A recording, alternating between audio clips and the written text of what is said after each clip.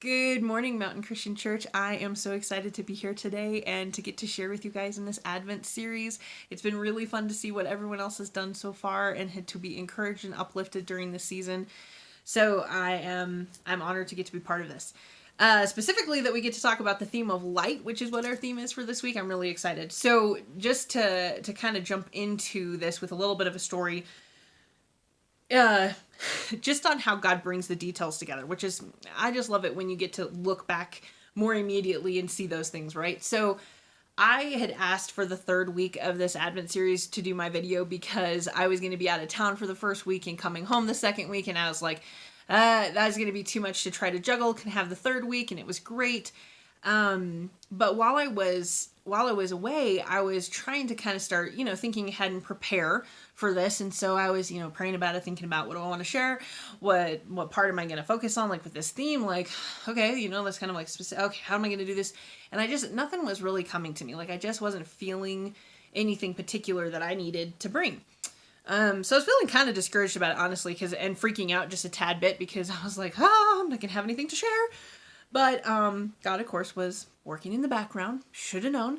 But literally, he was teaching me some things in my own life a couple weeks ago, just showing me some stuff that I needed to have had happen before I could come and talk about what I'm going to share today. So kind of just cool how he does that. Like literally just works all those it's just so awesome. I love it so much. So I had to share that little tidbit before we jump in.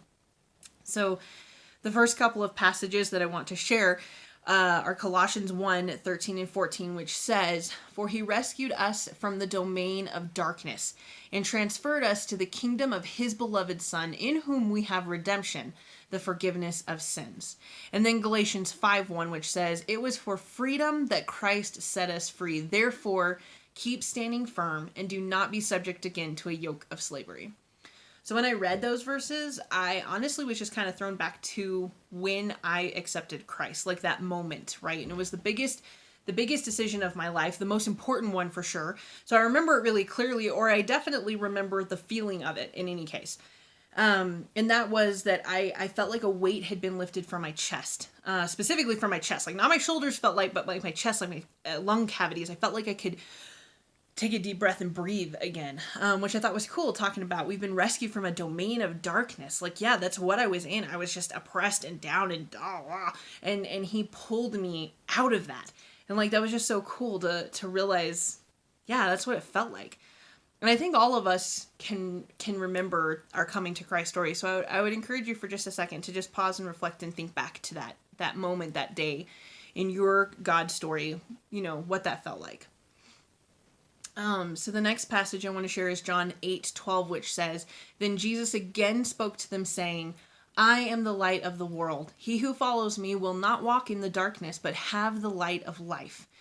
So of course it gets better than just being pulled out of the darkness, because then Ephesians 5:8 says, "For you were formerly darkness, but now you are light in the Lord. Walk as children of light."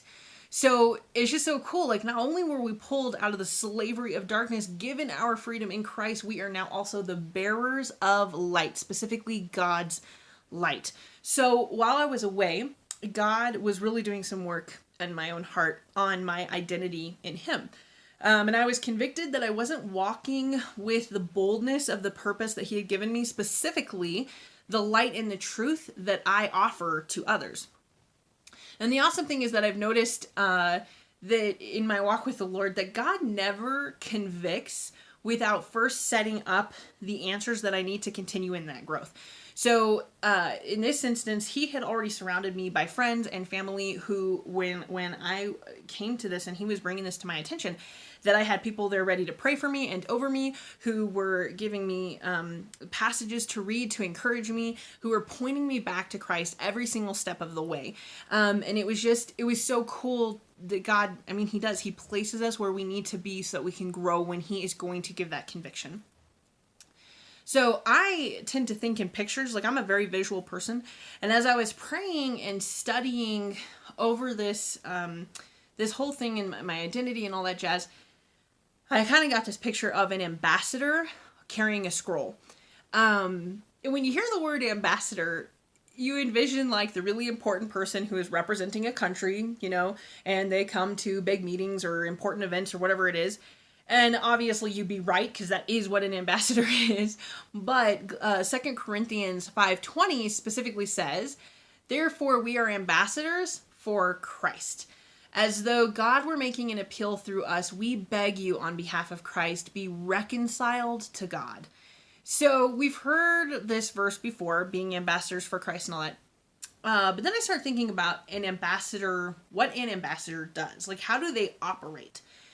And my friend had pointed out to me recently that I often held back, that I kind of came in to situations kind of with this spirit of timidity, so to speak.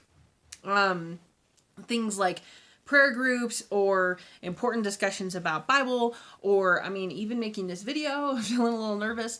But looking more deeply at what an ambassador does, well, and I have to pause and say, really the reason is, and maybe some resonate, I just felt like I'm just so inadequate, right? Like, I don't have anything to offer. Like, there are so many out there that are so much better at this than me. Surely not me.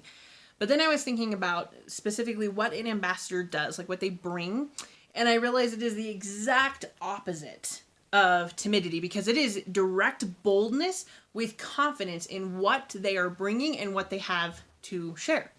So I don't know about you, but I often feel really timid about sharing the light with the world, because there's a lot of doubts that come. How will people react to it? What are they going to say? What am I going to say? What if I don't have what I'm supposed to say back? Like, I can't give an answer.